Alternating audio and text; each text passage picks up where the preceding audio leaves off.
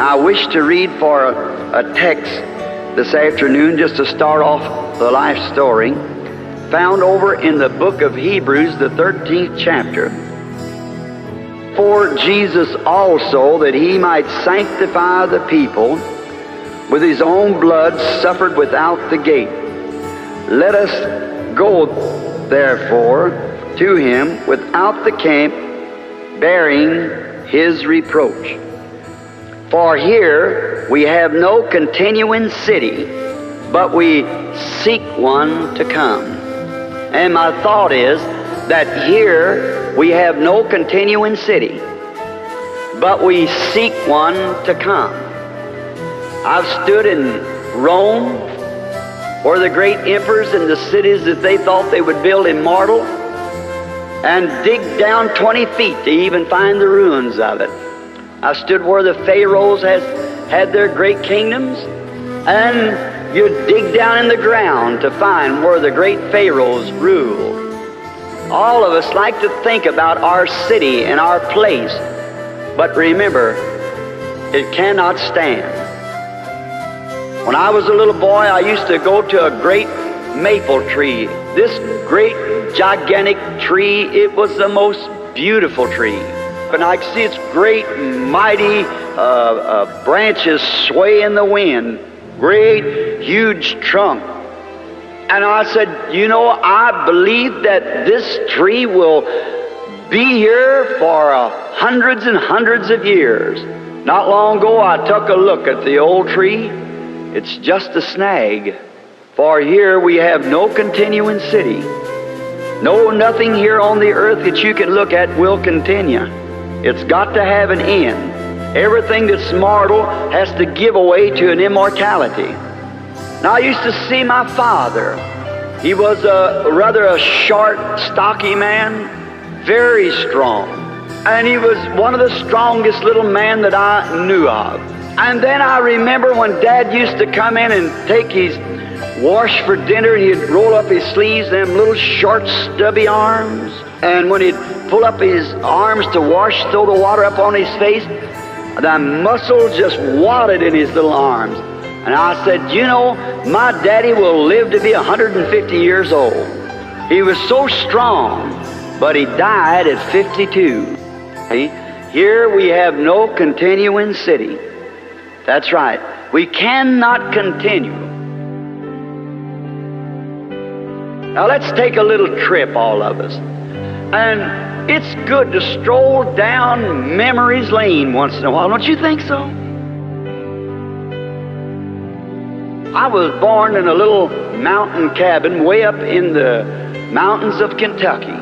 They had one room that we lived in, no rug on the floor, not even wood on the floor. It was just simply a bare floor. And a stump, top of a stump cut off with 3 legs on it, that was our table. And all those little Branhams would pile around there and out on the front of the little old cabin and waller down, looked like where a bunch of possums had been wallering. Out there in the dust, you know, all the little brothers, there was 9 of us, and 1 little girl. And Mother was 15 years old when I was born. Dad was 18. And I was the first of the 9 children. And they told me that the morning I was born, now we was very poor, just the poorest of poor. And we did not even have a window in this little cabin. It had like a little wooden door that you open. I doubt whether you ever seen anything like that. A little wooden door that opens instead of a window. You keep it open in the daytime, you closed it at night. We couldn't turn on the electric lights or even burn kerosene in those days. We had what you call a grease lamp. And I was born on April the 6th, 1909. Of course, you know that makes me a little over 25 now.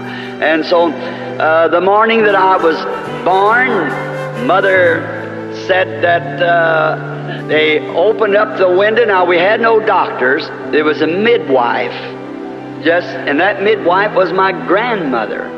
And so when I was born and my first beginning to cry, and Mother wanted to see her child, and And when they opened up the little window just at the break of day, about 5 o'clock, and there was an old robin sitting by the side of a little bush. Did you ever hear the legend of the robin, how he got his red breast? There was the King of Kings was dying one day on the cross. And he was suffering, and no one would come to him. He had no one to help him. And there was a little brown bird wanted to take them nails out of the cross. And he kept flying into the cross and jerking on those nails. He was too little to pull them out. And he got his little breast all red with blood. Ever since then, his breast has been red. He was sitting at the side of the window, chirping as the robins sing, and Dad pushed back the window. And when they pushed the little window door back, that light that you see in the picture come whirling in the window. Says my mother, and hung over the bed. Grandmother didn't know what to say. Now was not a religious family. And then when they opened this window and this light stood in there, they did not know what to do. Dad had bought him, Mama said, a new pair of overalls for this event. He's standing with his arms in the bib of the old overalls like the woodsmen and loggers used in those days, and it frightened them. Well, after I'd got up maybe 10 days old or something, they'd taken me up to a little Baptist church called Possum Kingdom. And the old preacher came by, and there he offered prayer for me as a little boy. That was my first trip to church. At the year of about something a little over 2 years old, the first vision taking place. Well, they had told around in the mountains there that this light came in, so they tried to figure it up. Some of them said it must have been the sunlight reflecting on a mirror in the house, but there was no mirror in there, and the sun wasn't up. So it was too early at 5 o'clock. And then, they just passed it by, and when it's about supposed to be near 3 years old, now I have to be honest. There's things here that I do not like to say, and I wish I could bypass it and not have to say it, but yet to tell the truth, you must tell the truth. If it's on yourself or your people, be honest about it, then it's always the same. My father was a long way from being a religious person. He was a typical mountain boy that drank constantly all the time. And he had gotten in some trouble in a fight. He could not come back because the law was looking for him. And then when we had heard from him by letter, signed by another name, but that he had told Mother how it would be, that she'd hear from him. And then I remember one day, the spring, this little cabin was just behind the house, and during that time, after there's 11 months difference between me and my next brother, and he was still crawling, and I had a big rock in my hand, and I was trying to show him how hard I could throw this rock. And the old mud where the spring had run out of the ground and made the muddy ground, and I heard a bird, and it was singing up in a tree. And I looked up to that tree, and the bird flew away. And when it did, a voice spoke to me. I know you think I could not think and remember that, but the Lord God who judged the earth and the heavens and all there is knows that I'm telling the truth. That bird, when it flew away, a voice came from where the bird was in the tree like a wind caught in the bush, and it said, "You'll live near a city called New Albany." And I've lived from the time I was 3 years old until this time within 3 miles of New Albany, Indiana. I went in and told my mother about it. Well, she thought I was just dreaming or something. Later we moved to Indiana, and Father went to work for a man, Mr. Wathen, a rich man. And Dad, being a poor man, yet he could not do without his drinking, so he went to making whiskey in a still. And then it worked a hardship on me because I was the oldest of the children, I had to come and pack water to this still to keep those coils cool while they were making the whiskey. Then he got to selling it, and then he got 2 or 3 of those stills. Now that's the part I don't like to tell, but it's the truth. And I remember one day from the barn coming up to the house crying because out at the back of the place was a pond. One day packing water from back out at this pump, which was about a city block, I was squalling to who wouldn't have it because I'd come from school and all the boys went out to the pond fishing. I just loved to fish. And so they all got to go fishing but me, and I had to pack water for this still. Of course, that had to be Mom is prohibition. And it was such a hardship. And I stopped under this tree, and I was sitting there just squalling. It was in September. Because I wanted to go fishing, I had to pack several tubs of water with little molasses buckets, just about that high, half a gallon, because it's just a little lad of about 7 years old. And I'd pour them in a big tub and then go back and get another 2 buckets and come back pumping it. That's the water we had. And there's going to run off a batch of that corn whiskey that night. These men with Daddy up at the house. And I was crying, and all at once I heard something making a noise like a whirlwind, something like this. Now I hope it isn't too loud, going, just a noise like that. And I heard that noise, and I looked around. It's just as quiet as it is in this room. Not a leaf blowing nowhere, nothing. And I thought, where's that noise coming from? Well, I thought it must be away from here, just a lad, and it got louder and louder. I picked up my little buckets and squalled a couple more times and started up the lane. I was resting, and I got just a few feet from that, out from under the branches of this big tree, and oh my, it made a whirl sounding. Well, I started up the lane again, and I turned to look at this again. And when it did, a human voice, just as audible as mine is, said, don't you never drink, smoke, or defile your body in any way. There'll be a work for you to do when you get older. Why, it like to scared me to death. You can imagine how a little fella felt. I dropped those buckets and home I went just as hard as I could go, screaming the top of my voice, and there was copperheads in that country, snakes, and they're very poisonous. Mother thought, coming alongside the garden, I'd perhaps got my foot on a copperhead, and she ran to meet me, and I jumped up in her arms, screaming, hugging her, kissing her, and she said, what's the matter? Did you get snake bit? Looked me all over. I said, no, Mama, there's a man in that tree down there. Told me not to drink and not to smoke. Drink whiskeys and things, and I was packing water to a moonshine still right then.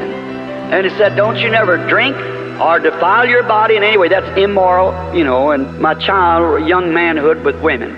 And to my best, I have never one time been guilty of such.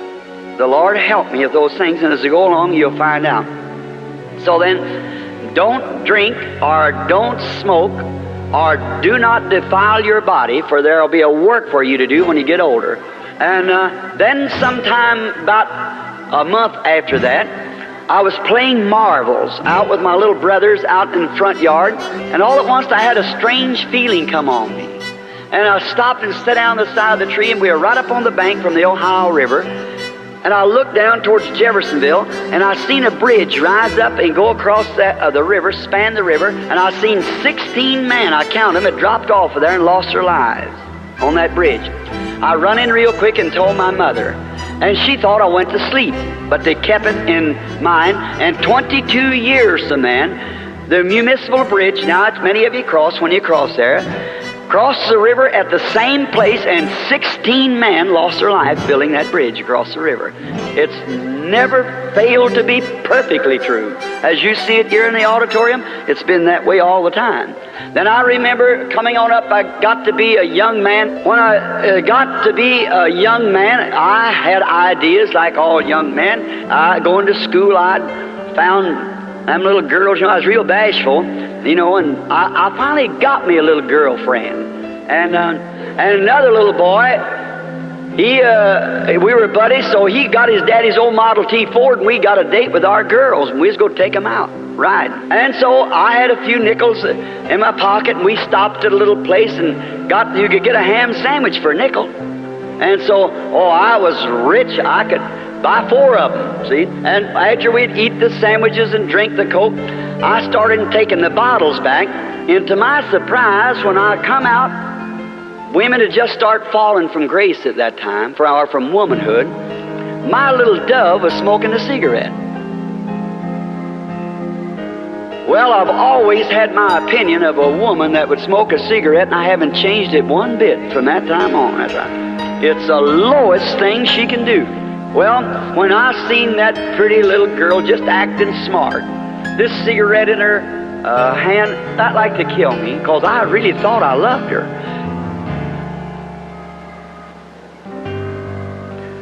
Later on, I found the girl when I was about 22 years old. She was a darling. She was a girl that went to church, German Lutheran. Her name was Bromback, and she was a nice girl. She didn't smoke or drink or she didn't dance or anything. A nice girl. So when we got married, we didn't have nothing go housekeeping. I think I had $2 or $3. So we rented a house. It cost us $4 a month. It was a little old 2-room place. We set up housekeeping. I remember taking and painting a shamrock on the chairs when I painted them. And, we were happy. We had one another, so that's all necessary. God, by His mercy and His goodness, was the happiest little couple could be on the earth. I found this, that happiness does not consist of how much of the world's good you own, but how contented you are with the portion that's allotted to you. And after a while, God came down and blessed our little home. We had a little boy. His name was Billy Paul. And a little later from that, about 11 months, He blessed us again with a little girl called Sharon Rose, taken from the word of the Rose of Sharon.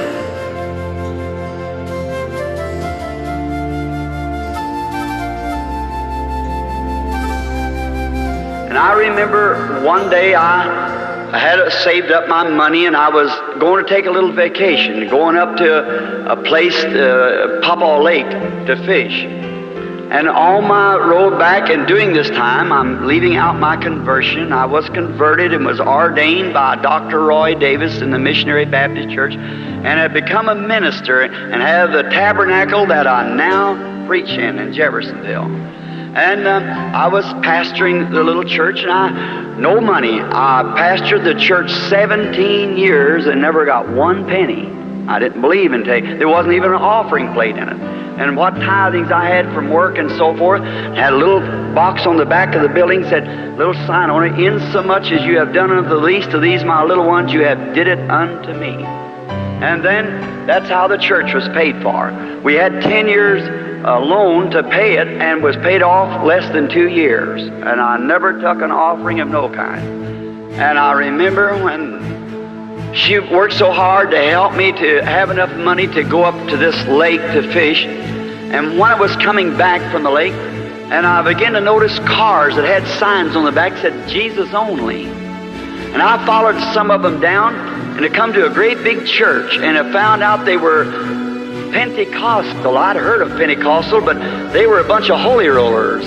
They laid on the floor and frothed at their mouth and everything that they told me about. So I didn't want nothing to do with it. So I heard them all carrying on in there, and I thought, I believe I'll just walk in. So I stopped my old Ford and walked in, and all the singing you ever heard in your life. Well, I listened to some of their teachers. They were standing there, they were teaching about Jesus and how great He was and how great everything was, and about a baptism of the Holy Ghost. I thought, what are they talking about?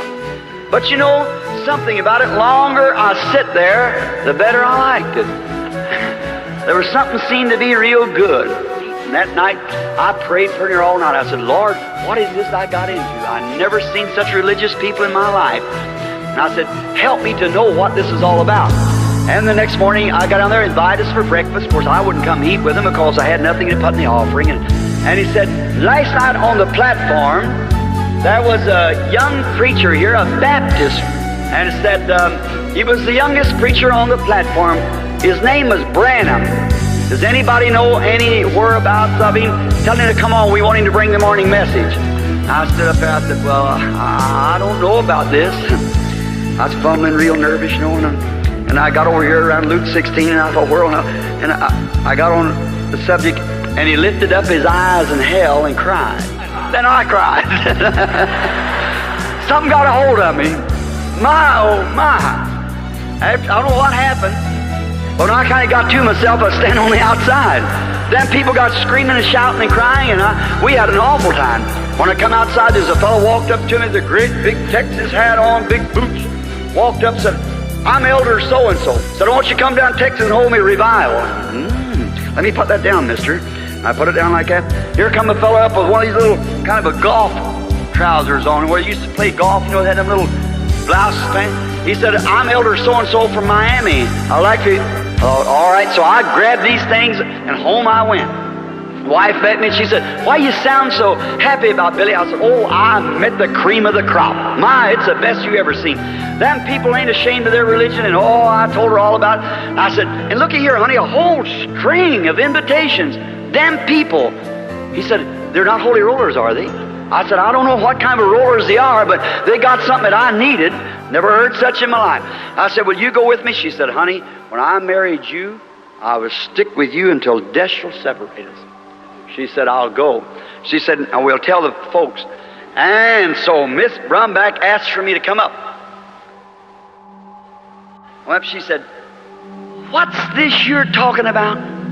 She said, the very idea. Do you think you'd drag my daughter out amongst stuff like that? Said, ridiculous, that's nothing but trash that the other churches have thrown out. I said, but you know, Miss Brumback, down in my heart, I feel that the Lord wants me to go with them people. She said, you go back up to your church until they're able to afford a parsonage for you and act like a man's got some sense. Said, you're not taking my daughter out through there. I said, yes, ma'am. I turned around, walked out, and Hope started crying. She came out, she said, Billy, regardless of what Mama says, I'll stay with you. Bless her heart. And I said, oh, that's all right, honey. And I just let it go.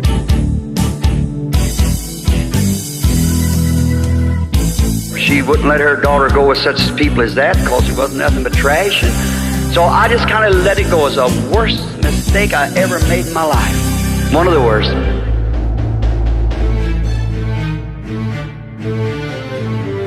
There come up a flood in 1937. There came a flood.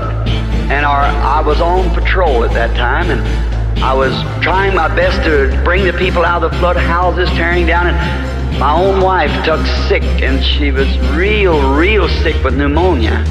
And they took her out to the regular hospital so full we couldn't put her in there, so we take her out to the government where they had a room out there. And so then they called me back out, and I always lived on the river and quite a boatman. So I was trying to get the people, rescue them from the flood. And then they called me, said, there's a house over on Chestnut Street's about ready to go in. There's a mother and a bunch of children in there. Said, if you think your motor can get into them. I said, well, I'll do all I can. And I shooting those waves, the dike had broke up there, and oh my, they were just washing the city out.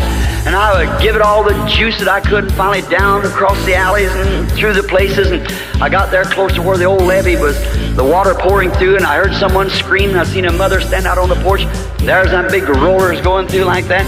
Well, I went on up this way as far as I could and hit the stream and come back and got on that side.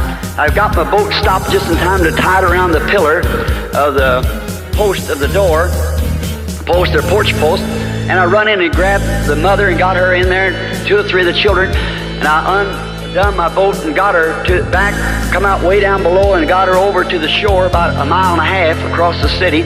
So I got her to the shore, and then when I got over there, she fainted, and she began just screaming, my baby, my baby. Well, I thought that she meant she left the baby in the house.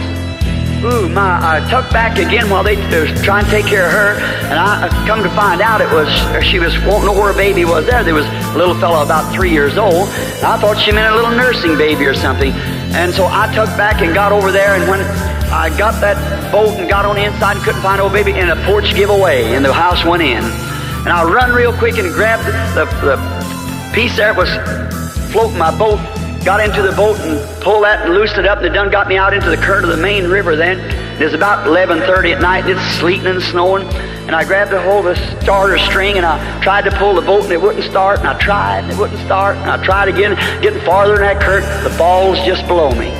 And I was trying real hard, and I thought, oh my, here's my end. This is it. And I'd try real hard, and I said, Lord, please don't let me die a death like this. I'd pull, and it'd come back to me. What about that bunch of trash that you wouldn't go to? I put my hand back on the boat, and I said, God be merciful to me. Don't let me leave my wife and baby like this. And I'm out there sick, please. And I just kept pulling like that, and it wouldn't start, and I could hear the roaring down there, because just a few minutes, and oh my, that would be it. And I said, Lord, if you'll forgive me, I promise you I'll do anything. And kneeling in that boat there, and the sleet hit me in the face, I said, I'll do anything that you want me to do. And I pulled again, and it started. And I turned all the gas on it I could, and finally got into the shore, and I went back to find the truck, patrol truck, and I thought some of them said, say, the government just washed away my wife and baby in there. Both babies. And I took out for the government as hard as I could. The water was standing about 15 feet deep all through it. And there was a major there, and I said, Major, what happened to the hospital? He said, now don't be worried. Do you have anyone in there? I said, yes, a sick wife and 2 babies. He said they all got out, so they're in a freight car, and they've headed towards Charleston. I got my boat and got my car and my boat in the back of it and run out there and then the creeks had come down about 2.5 or 3 miles wide. All night long I tried to, some of them said the freight car washed off the tracks out there on the trestle. Well, to find myself marooned out on a little island and sat there 3 days. I had plenty of time to think about whether that was trash or not. Just beating, where's my wife? Finally, when I found her, and a few days after I got out and got across, she was way up to Columbus, Indiana, in the Baptist auditorium where they'd made a hospital-like sick rooms on little government cots. And I ran to her as hard as I could, trying to find where she was, screaming, hope, hope, hope. And I looked, and there she was laying on a cot, and TB had set in. She raised her little bony hand, and she said, Billy. And I run to her, and I said, Hope, honey. She said, I look awful, don't I? I said, no, honey, you look all right. For about 6 months, we worked with everything that was in us to try to save her life, but she kept getting lower, lower.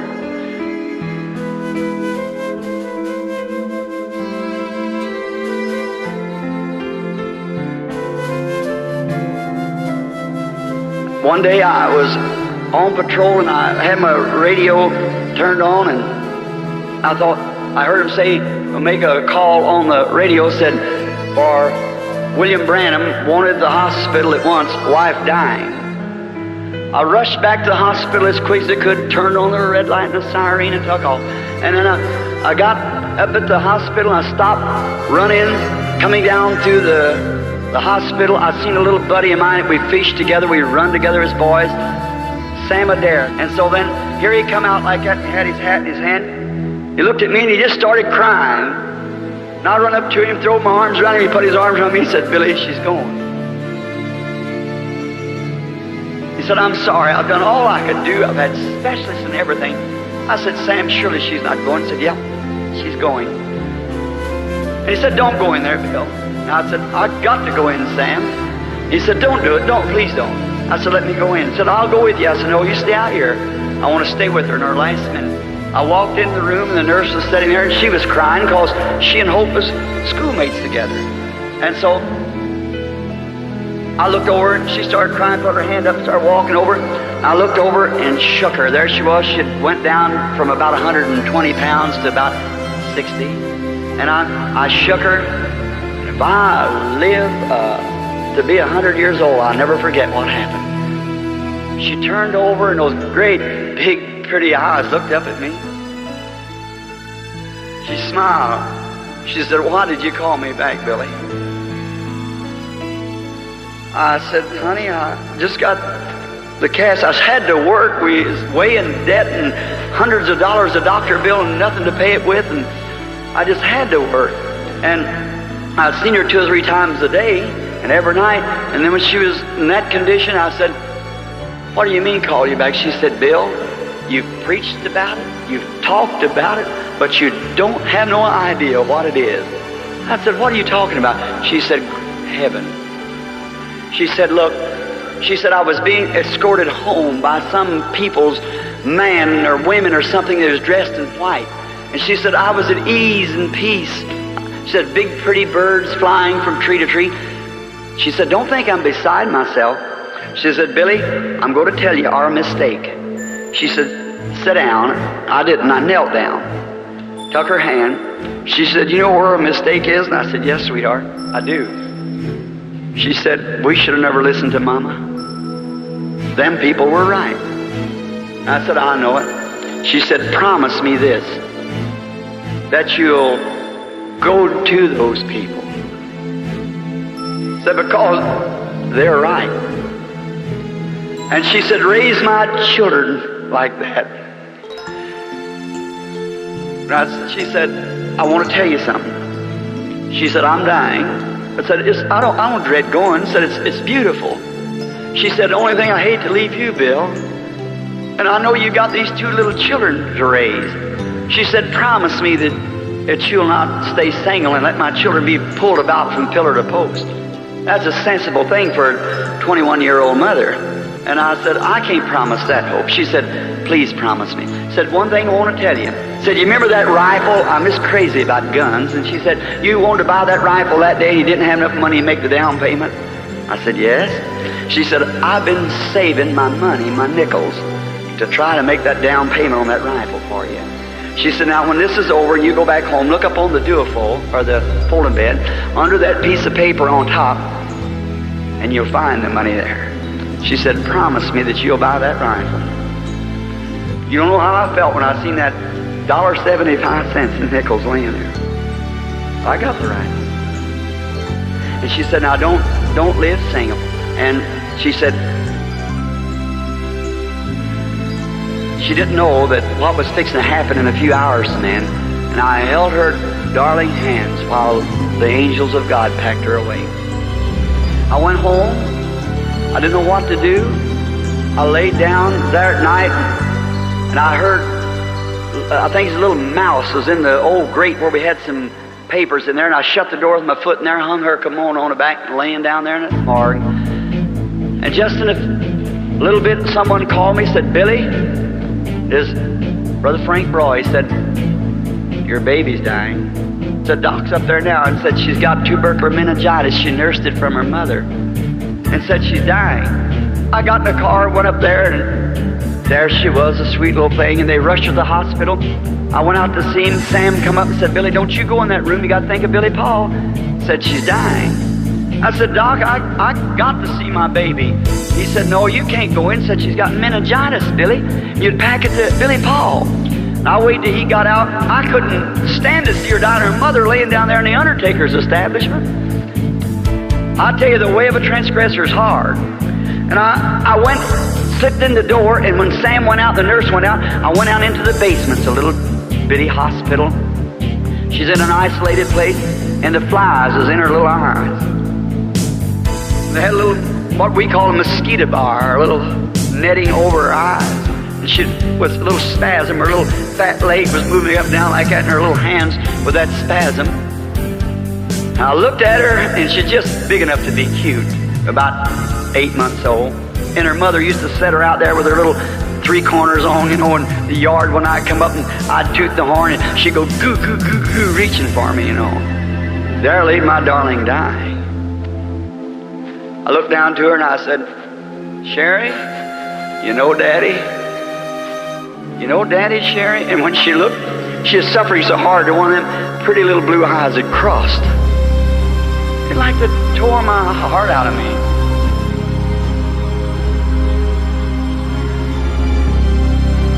I knelt down, I said, Lord, what have I done? Have not I preached the gospel on the street corners? I've done everything that I know to do. Don't hold it against me. I never call them people trash. It was her that called them people trash. I said, I'm sorry it all happened. Forgive me. Don't take my baby. And while I was praying, looked like a sheet or cloth come down, I knowed he had refused me.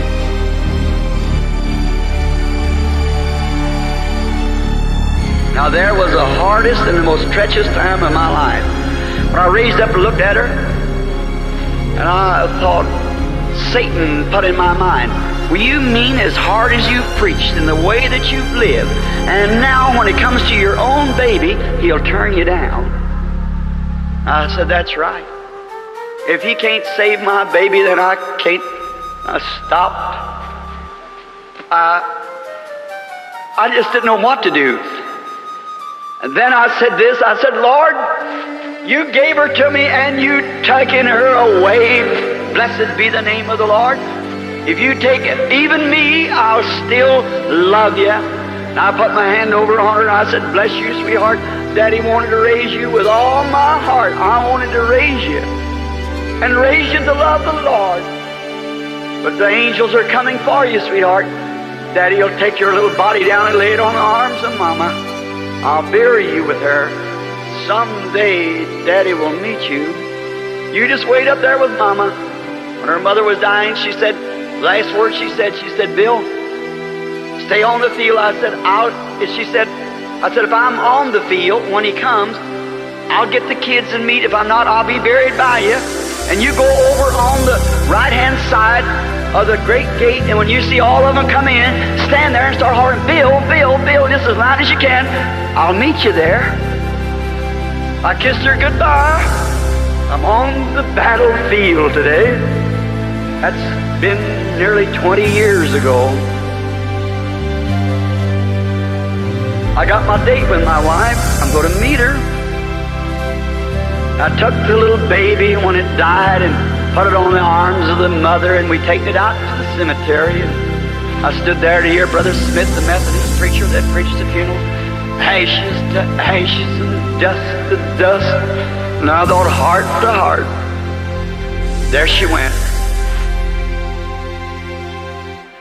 Not long after that, I took little Billy there one morning. He's just a little bitty feller. He said something there like to kill me one afternoon. He was crying. It was long, late in the evening. And I was patting him on my back, patting him on my shoulder, patting him like this. He said, Daddy, please go get Mama and bring her here. And I said, honey, I can't get Mama. Jesus. I said, well, tell Jesus to send me my Mama. I want her. I said, well, honey, me and you go see her sometime. And he stopped and said, Daddy. And I said, yeah. He said, I see Mama up there on that cloud. Like to kill me. I thought, I see Mama up there on that cloud. I just almost fainted. I hugged the little fella up to my bosom like that, just held my head down, went on in. Days passed. I couldn't forget it. I tried to work, couldn't go back home. It wasn't home no more. I wanted to stay. We didn't have nothing but just that old tore up furniture, but it was something that she and I had enjoyed together. It was home. And I remember one day I was trying to work in public service. I went up to fix an old secretary was hanging down. It was real early in the morning, and I climbed up this cross, and I couldn't get that baby up. I could see my wife going, but that baby going, just a little bitty thing. And I was on there and I was singing, on the hill far away stood an old rugged cross, and the primaries run down to the transformer and went out into, secondary. And I was hanging up there on it, and I happened to look at the sun coming up behind me, and there my hand stretched out, and the sign of that cross on the hillside. I thought, yes, it was my sins that put him there. I said, Sharon, honey, Daddy wants to see you so bad, honey. I would like to hold you in my arms again, you darling little thing. I got beside myself. It had been weeks. I pulled off my rubber glove. There's 2,300 volts running right beside of me. I pulled off my rubber glove. I said, God, I hate to do this. I'm a coward. But Sherry, Daddy's going to see you and Mommy just in a few minutes. Started pulling off my glove to put my hand on that 2,300 and break it. Why, you even have no blood left in you. And so I started pulling that glove off, and something happened. When I come to, I was sitting on the ground with my hands up like this to my face, crying. It was God's grace, or I wouldn't have been having a healing service here. I'm sure of that. It was Him protecting His gift, not me. I started home. I quit. Put my tools away and went back. I said, I'm going home.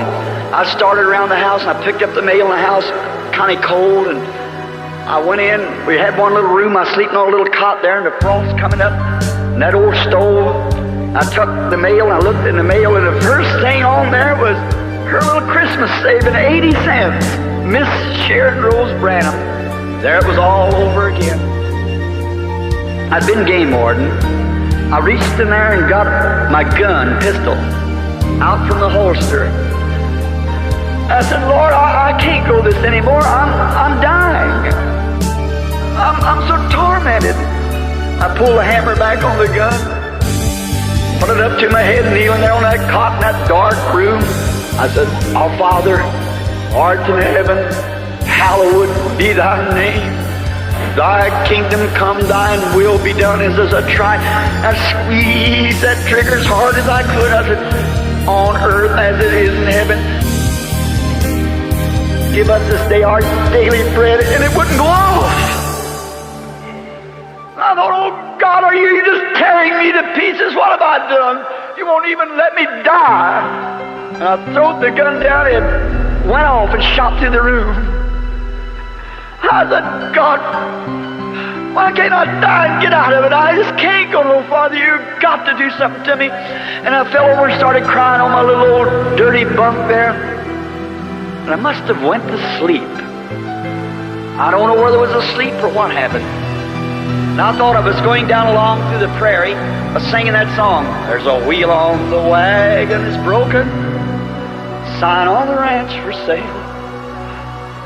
As I went along, I noticed an old covered wagon, like an old prairie schooner, and the wheel was broke. Of course, that represented my broken family. And as I got close, I looked, and there stood a real pretty young girl, about 20 years old, white flowing hair and blue eyes, dressed in white. I looked over at her. I said, how do you do?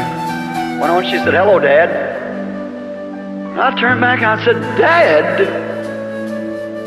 Well, I said, how, miss, can I be your daddy when you're as old as I am? She said, Daddy, you just don't know where you're at. And I said, well, what do you mean? She said, this is heaven. Said, on earth I was your little Sharon. Well, I said, honey, you was just a little baby. Said, Daddy, little babies are not little babies. Sure, they're immortal. They never get old or never grow. And I said, oh, Sharon, honey, you're a pretty young woman. She said, Mama's waiting for you. And I said, where? She said, up at your new home. And I said, new home? Branhams are vagabonds. They don't have homes. They just... And I said, well, I never had a home, honey. She said, but you got one up here, Daddy. I don't mean to be a baby, but it's just so real to me. As I start to thinking of it, it all comes back again.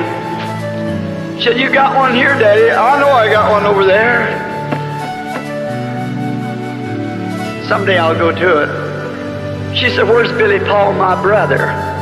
I said, well, I left him at Miss Broy's just a few minutes ago. Said, Mother wants to see you. And I turned and looked, and there was great big palaces, and the glory of God coming up around him, and I heard an angelic choir singing, my home, sweet home. I started up a long steps running just as hard as I could, and when I got to the door, there she stood, a white garment on, that black hair long, holding down her back. She raised out her arms as she always did when I come home tired from work or something. I caught her by the hands and I said, honey, I seen Sharon down there. I said, she made a pretty girl, didn't she? She said, yes, Bill. She said, Bill, put her arms around me, and she said, just around my shoulders.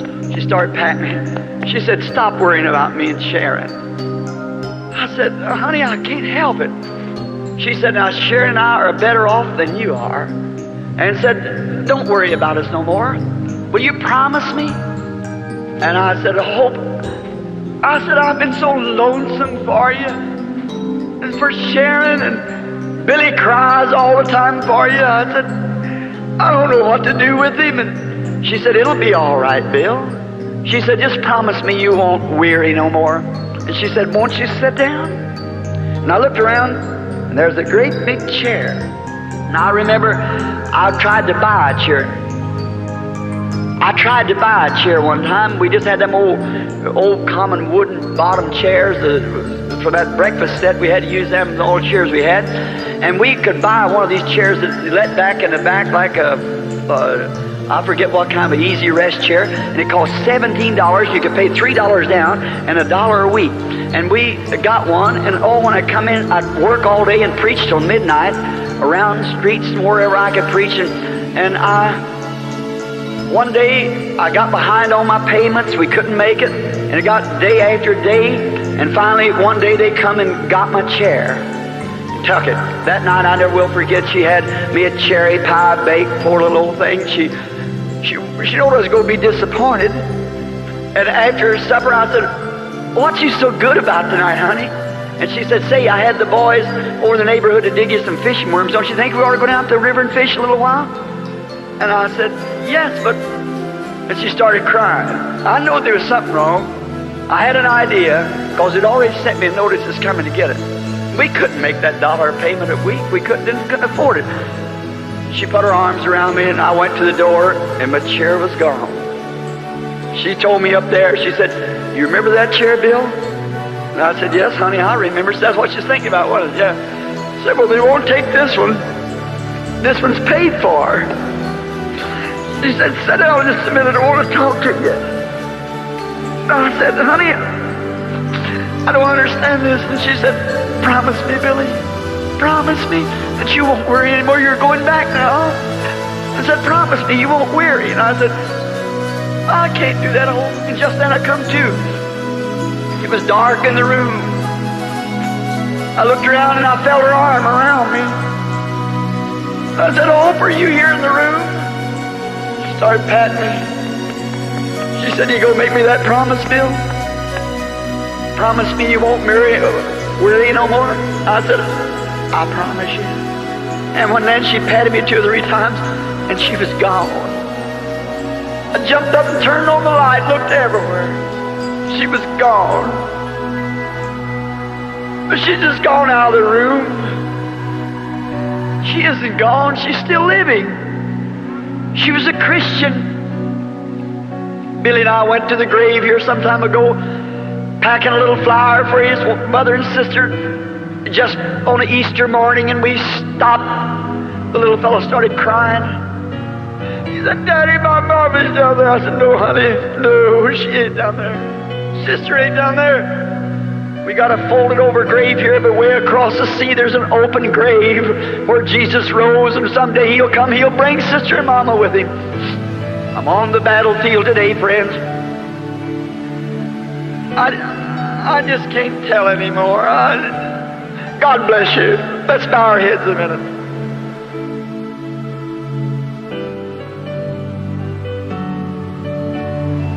Oh, Lord. Many times, Lord, I'm sure people don't understand when they think these things come easy. But there's a great day coming when Jesus shall come and all these sorrows will be wiped away. I pray, Heavenly Father, that you help us to be prepared. And that last promise when I kissed her on the cheek that morning and I'd meet her there that day, I believe she'll be standing at that post screaming my name. I've lived true to that promise since, Lord. Around the world, in all kinds of places, trying to bring the gospel. Getting old now, tired and wore out. One of these days I'm going to close this Bible for the last time. God, keep me faithful to the promise. Keep your grace around me, Lord. Let me not look at the things of this life, but live for the things that's beyond. Help me to be honest. I don't ask for a flower bed of ease. No, Lord, when my Christ died there under suffering, and all the rest of them died like that. I don't ask for any easy thing. Just let me be honest, Lord, truthful. Let people love me so I can lead them to Thee. I pray that Your mercies rest upon each of us here, and those who are here, Lord, may not even know You, and maybe they've got some little loved one across the sea yonder. If they've never fulfilled their promise, may they do it now, Lord. Excuse my breaking down, but oh my, you don't realize, friend. You don't know what sacrifice. That's not a spot hardly of the life story